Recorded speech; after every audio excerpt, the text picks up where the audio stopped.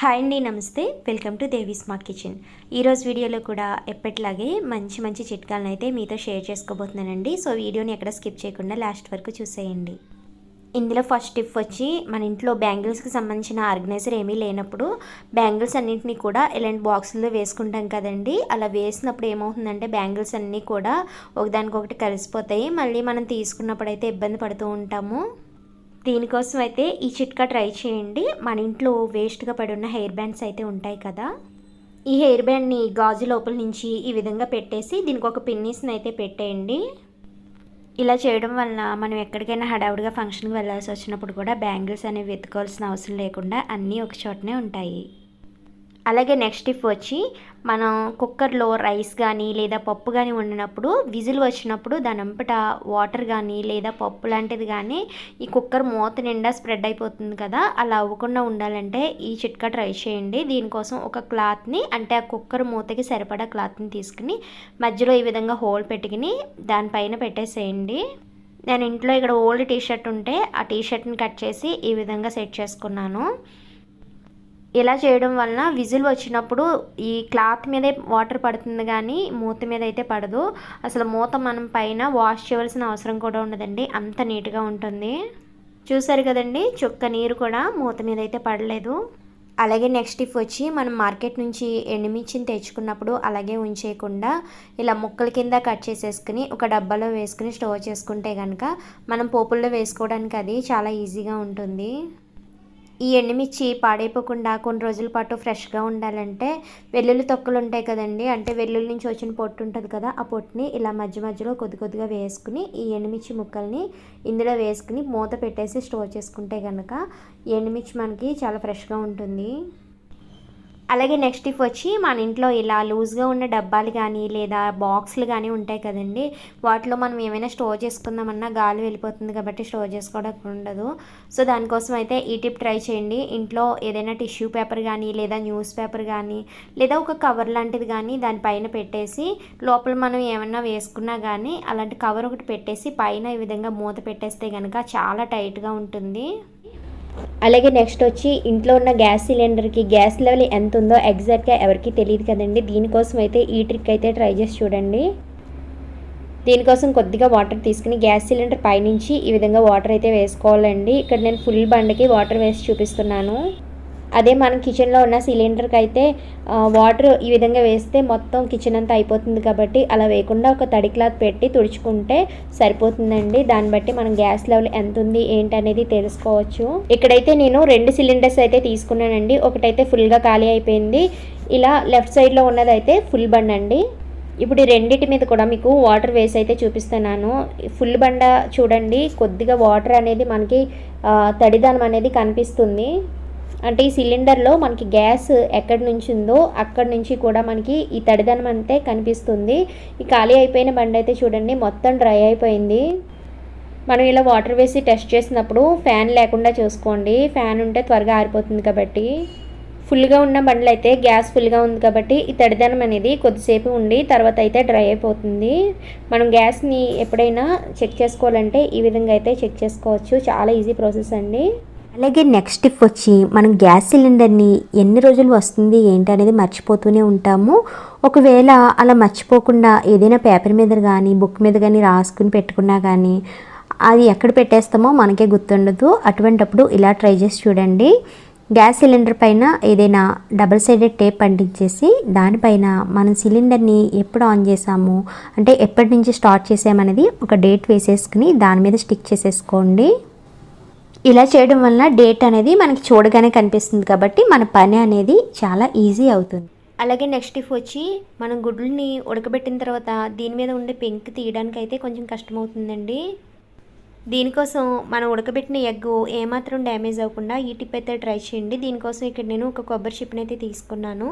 ఈ కొబ్బరి చిప్పలో మనం ఉడకబెట్టిన గుడ్డుని పెట్టేసుకుని పైన కూడా ఒక చిప్ప పెట్టేసుకుని ఒకసారి షేక్ చేస్తే సరిపోతుందండి. దీనిపైన ఉండే షెల్ మొత్తం చాలా ఈజీగా రిమూవ్ అవుతుంది. దీనివల్ల ఎగ్ అనేది ఏ మాత్రం డ్యామేజ్ అవ్వదండి, చాలా నీట్గా వచ్చేస్తుంది. మనం సింగిల్ హ్యాండ్తో కూడా తీసేసుకోవచ్చు. ఒకవేళ మన ఇంట్లో కొబ్బరి చిప్పలు లేకపోతే కనుక ఇంట్లో ఏదైనా స్టీల్ బాక్సెస్ ఉంటాయి కదండి చిన్న చిన్నవి, అలాంటివి కూడా ఉపయోగించుకోవచ్చు. ఇలా ఎన్ని గుడ్లైనా సరే చాలా ఈజీగా తీసేసుకోవచ్చు. అలాగే నెక్స్ట్ టిప్ వచ్చి మనం సూదిలో దారం ఎక్కించాలంటే కష్టమవుతుంది కదండి. దానికోసం అయితే ఈ టిప్ ట్రై చేసి చూడండి. దీనికోసం ఒక స్పూన్ తీసుకుని దీనికి ఒక అన్నం మెతుకుంటుంది కదండి, అన్నం మెతుకుని అయితే అంటించుకుని ఆ దారాన్ని దీనిపైన పెట్టుకుని ఇప్పుడు ఈ స్పూన్తో ఈ విధంగా దారాన్ని ఎక్కించుకుంటే కనుక చాలా ఈజీగా ఎక్కుతుంది.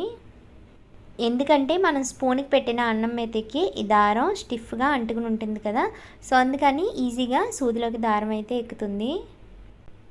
అలాగే నెక్స్ట్ టిప్ వచ్చి మనం ఎక్కడికైనా బయటకు వెళ్ళాల్సి వచ్చినప్పుడు డోర్కి లాక్ వేస్తాం కదండి, ఆ కీని అయితే బ్యాగ్లో ఎలాగ వేసేస్తూ ఉంటాము.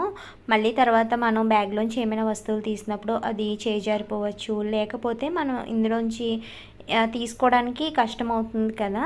సో దానికోసం అయితే ఈ టిప్ ట్రై చేసి చూడండి, చాలా హెల్ప్ అవుతుంది.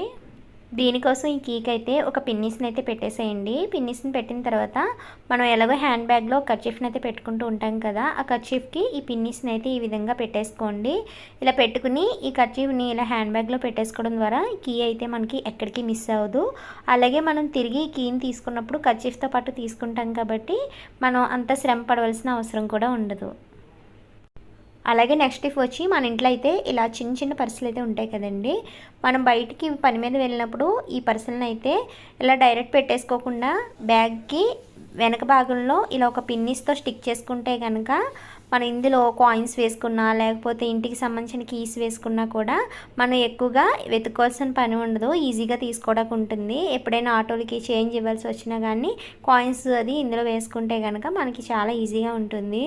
ఇప్పుడు నెక్స్ట్ టిప్ వచ్చి మన ఇంట్లో ఇలాంటి స్క్రబ్బర్ అయితే ఉంటుంది కదండి, ఇలాంటి స్క్రబ్బర్ని ఒకటి తీసుకోండి. అలాగే ఇలా సన్నగా ఉండేటటువంటి ఒక పుల్లని తీసుకోండి, అంటే బాగా సన్నగా ఉండే ఒక స్టిక్ లాంటిది అయితే ఉండాలి. ఇప్పుడు ఈ స్క్రబ్బర్ని ఈ పుల్లకి ఈ విధంగా వీడియోలో చూపిస్తున్నంతగా చుట్టుకోండి.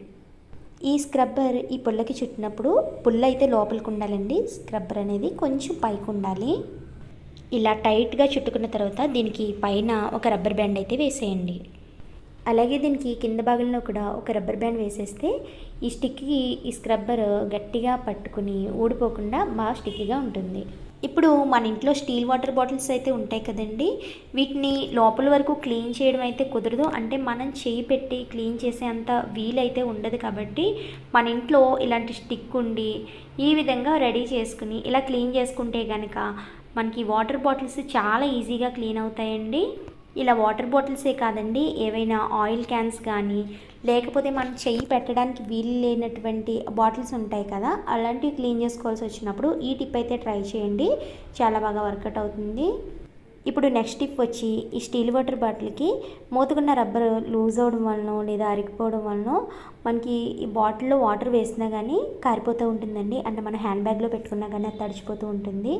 అలా అవ్వకుండా ఉండాలంటే ఈ టిప్ అయితే ట్రై చేయండి. ఏమీ లేదండి, ఇలా ఒక రబ్బర్ బ్యాండ్ వేసేసుకుని ఇప్పుడు మూత పెడితే కనుక మనకి ఇందులో చుక్క వాటర్ కూడా బయటకు రాదు. ఒకవేళ మీ ఇంట్లో ఇలాంటి వాటర్ బాటిల్స్ ఉంటే కనుక ఇలాంటి ప్రాబ్లం ఉంటే ఈ టిప్ అయితే ట్రై చేయండి. అలాగే నెక్స్ట్ టిప్ వచ్చి మనం అర్జెంటుగా బయటకు వెళ్ళాలనుకున్నప్పుడు బట్టలు ఐరన్ చేసుకుందామంటే కరెంట్ ఉండదు కదండి, అప్పుడైతే ఈ టిప్ అయితే ట్రై చేసి చూడండి, చాలా బాగా వర్కౌట్ అవుతుంది. దీనికోసం కొద్దిగా కుక్కర్లో వాటర్ వేసుకుని మూత పెట్టి బాగా మరగనివ్వండి. వాటర్ బాగా బాయిల్ అయిన తర్వాత ఇప్పుడు ఇందులోకి నేను ఇంట్లో ఇలా దంచుకునే రాయి ఉంటుంది కదా, ఈ రాయిని అయితే పెట్టేసి ఇప్పుడు మూత పెట్టేశాను. అంటే కుక్కర్ లోపల ఏదైనా బరువైన వస్తువు పెట్టాలి, సో అందుకని నేను రాయిని పెట్టాను. ఇప్పుడు కుక్కర్ మూత పెట్టేసి విజిల్ పెట్టినా పర్వాలేదు, పెట్టకపోయినా పర్వాలేదు, ఇక్కడ నేను విజిల్ పెట్టేశాను. ఇప్పుడు నలిగిపోయిన షర్ట్ని మీకు ఐరన్ చేసి చూపిస్తాను చూడండి. ఇప్పుడు ఈ కుక్కర్తో షర్ట్ మీద ఐరన్ చేస్తున్నప్పుడు ఫాస్ట్గా చేయకుండా స్లోగా మూవ్ చేస్తూ ఐరన్ చేస్తే కనుక ముడతలు అనేవి చాలా ఈజీగా వచ్చేస్తాయండి. ఈ చిట్కా అయితే మన ఇంట్లో పవర్ లేనప్పుడు మనకి చాలా బాగా వర్కౌట్ అవుతుందండి, తప్పకుండా ట్రై చేసి చూడండి. ఇంతేనండి, వీడియో నచ్చితే కనుక తప్పకుండా లైక్ చేయండి, అలాగే మన ఛానల్ని సబ్స్క్రైబ్ చేయండి. Thanks for watching.